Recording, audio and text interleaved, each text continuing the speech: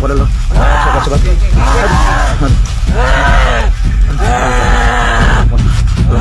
Sobat guys semua.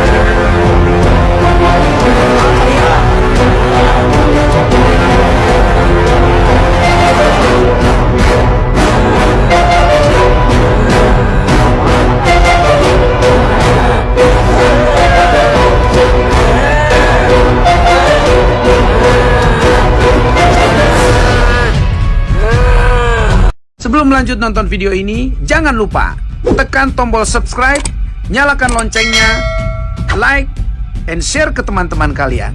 Selamat menonton.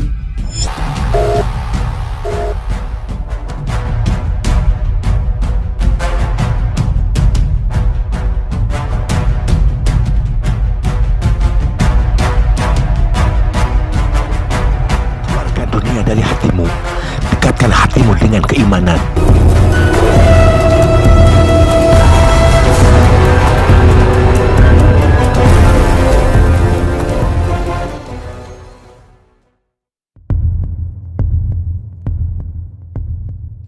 Assalamualaikum, Sampurasun, salam sejahtera, rahayu, rahayu, rahayu. Pada kesempatan kali ini kami akan membahas tentang cara kerja santet. Namun sebelumnya jangan lupa like, share, subscribe, karena KSB bisa bertahan sampai sekarang atas nama besar sobat-sobat KSB dimanapun berada. Mudah-mudahan ada berkah dan manfaatnya. Namun kami akan kembali. Kami di sini bukan untuk menggurui, tapi kami bertukar pikiran, bertukar pengetahuan, dan berharap tontonan ini bisa menjadikan suatu tuntunan. Nah, jangan lama-lama lagi, kita akan bahas bagaimana cara kerja santet. Meskipun zaman ini sudah zaman modern, tetapi praktek santet, praktek penun, praktek sihir masih banyak yang menggunakan. Memang banyak juga orang yang tidak percaya akan adanya santet. Mereka menganggap bahwa santet itu adalah mitos belaka. Tapi pada kenyataannya sehari-hari itu masih ada. Nah, sebelum bahas masalah cara kerja santet itu lebih lanjut, kita bahas dulu mengenai benda-benda ataupun media-media yang digunakan untuk menyantet seseorang. Nah, biasanya dalam menyantet orang itu bisa menggunakan bermacam-macam media. Contohnya bisa paku berkarat, kemudian juga bisa menggunakan beling, kemudian juga bisa menggunakan binatang-binatang, rambut, kemudian batu, jenis batu, dan masih banyak lagi. Benar, kalau kita mengetahui tentang santet, benda yang media untuk santet itu tadi kan media benda padat. Nah, media benda padat kok bisa masuk ke dalam tubuh seseorang? Kemudian di dalam tubuh orang itu tadi kok bisa berubah menjadi benda padat lagi? Sementara ketika berjalan tadi di udara itu kok tidak kelihatan. Nah, ini kalau kita berbicara masalah hukum ketetapan energi, nah itu semua benda yang ada di dunia ini itu mempunyai energi. Entah itu benda padat, benda cair, benda gas, ataupun apapun, itu adalah mempunyai energi. Paku berkarat itu adalah sebuah energi. Makhluk gaib itu juga sebuah energi. Manusia itu sendiri juga sebuah energi. kita berpikir itu juga sebuah energi. Jadi semua kehidupan ini adalah sebuah energi. Dan hidup itu sendiri juga sebuah energi. Nah, kita kembali pada persoalan santet itu tadi. Jadi sistem kerja santet ini adalah mengubah benda padat tadi yang notabene itu tersusun dari partikel-partikel juga merupakan sebuah energi. Nah, itu kemudian benda padat yang sifatnya sebuah materi itu dirubah menjadi diameter yang tidak material atau tidak bisa dilihat dengan mata telanjang. Nah, kemudian tadi setelah masuk ke dalam target, maka akan dirubah menjadi materi lagi. Nah, itu sistemnya seperti itu. Dan untuk mengubah benda padat ini menjadi sebuah energi yang atau sebuah materi yang tidak padat ataupun tidak material, ini menggunakan sebuah metode atau sebuah cara, bisa menggunakan energi yang besar menjadi penyantetnya halus, energinya besar, ataupun juga bisa menggunakan jenis jin yang itu juga bukan sebuah energi dan itu bisa menutupi benda padat itu tadi. Akhirnya menjadi sebuah energi, menjadi sebuah frekuensi yang sangat cepat sekali.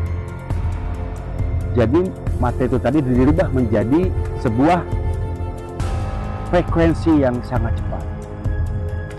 Sehingga ketika frekuensi itu tadi nyambung, maka akan kena. Sebagai contoh semacam ini. Seperti kita sedang telepon. Nah, ini kalau kita belum si penerima dengan gelombang atau orang yang kita telepon, ini sama frekuensinya, maka akan nyambung. Nah, semacam itu. Ini juga hampir sama. Sistemnya hampir sama, semacam itu. Nah, kemudian manusia ini sebenarnya sudah mempunyai yang namanya medan magnet, atau bisa dikatakan pagar gaib secara alam. Kalau pagar gaib secara alam ini yang ini tadi tidak kuat, maka akan bisa tertembus. Nah, biasanya bagi orang yang menyantet tetapi targetnya itu energi besar, nah kalau seandainya yang disantet itu kuat pagar gaibnya, maka tidak akan tembus. Maka harus dimentalkan dulu mental, maka menggunakan teror mental. Bisa lewat mimpi dulu, dan makhluk-makhluk halus, ditemui orang-orang yang ataupun makhluk-makhluk yang mengerikan semacam itu, teror terus sampai nanti pikirannya kacau. Nah, ketika pikirannya kacau itu gaib, maka pagar gaibnya pun akan lemah, dan ketika lemah itulah frekuensinya akan sampai atau bisa sampai dengan frekuensi yang dikirim itu tadi.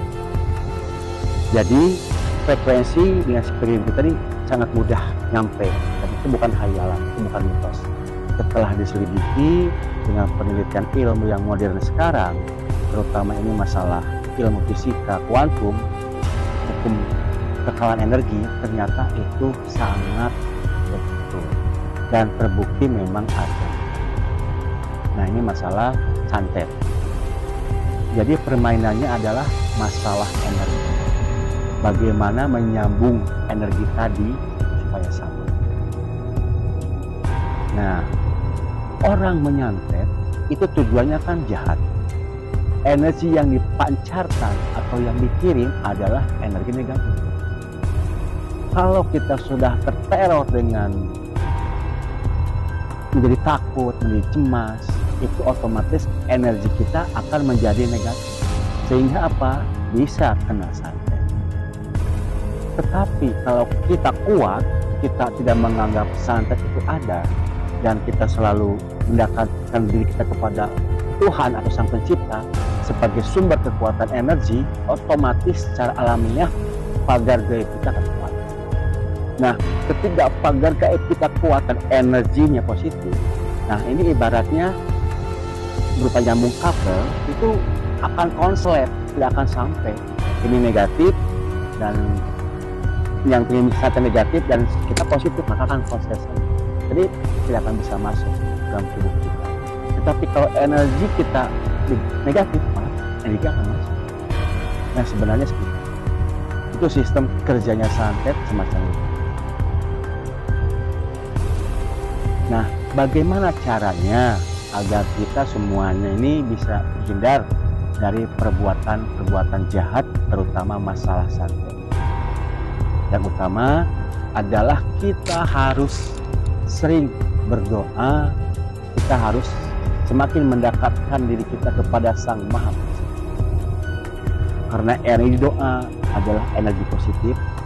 Kemudian semakin kita dekat dengan Sang Maha Pencipta, maka akan menimbulkan sebuah energi positif yang sangat. Maka energi yang ada dalam kita positif yang sangat besar, maka kita akan terhindar dari kiriman sihir ataupun santet. Nah, di samping itu kita juga harus selalu mempunyai pikiran-pikiran yang positif terus. Harus positive thinking terus. Jangan sampai kita kacau pikiran kita.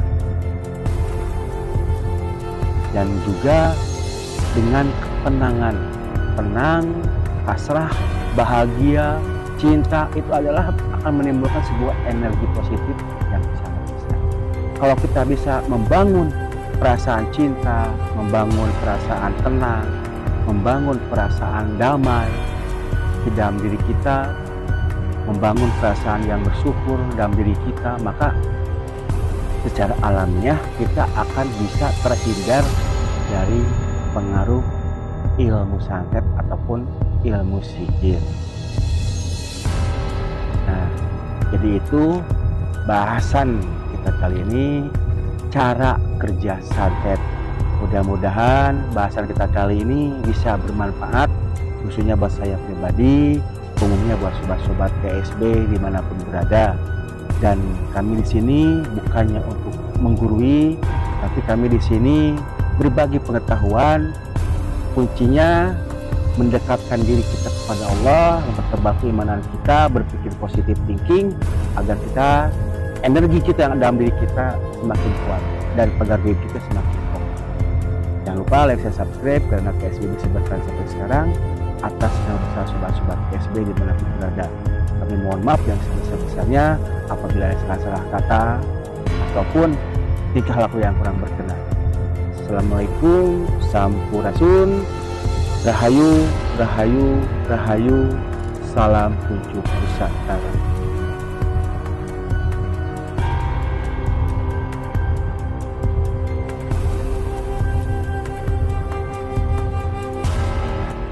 Generawo naik motor metik. Assalamualaikum barudak mistik. Lagi dan lagi Sobat Baraya KSB, kita explore kembali setelah vakum seperti Noah. Akhirnya kita explore kembali Sobat Baraya. Kali ini kita ada di tempat Kawasen, di mana makam keramat. Tapi di sini saya menekankan kembali, kami keluarga KSB datang ke tempat keramat bukan untuk meminta-minta ataupun membawa yang aneh-aneh seperti meminta dolar, meminta rupiah. Tidak mungkin. Masa di dalam batu ada dolar, ada rupiah? Tidak mungkin. Apalagi meminta untuk kekayaan lewat slot, dan tidak mungkin. Makanya harapan saya, janganlah di tempat keramat untuk meminta-minta yang aneh-aneh, menjadi kaya raya gitu. Janganlah. Ingat ya. Sekarang materi hari ini saya akan membahas tentang MBG, makanan bergizi gaib. Di mana hari ini seluruh masyarakat gaib sedang bingung, di mana MBG katanya berbahaya. Padahal mah kuntilanak jeung genderuwo gen teu rame da. Mana kudu rame nih MBG, cek aing biasa we.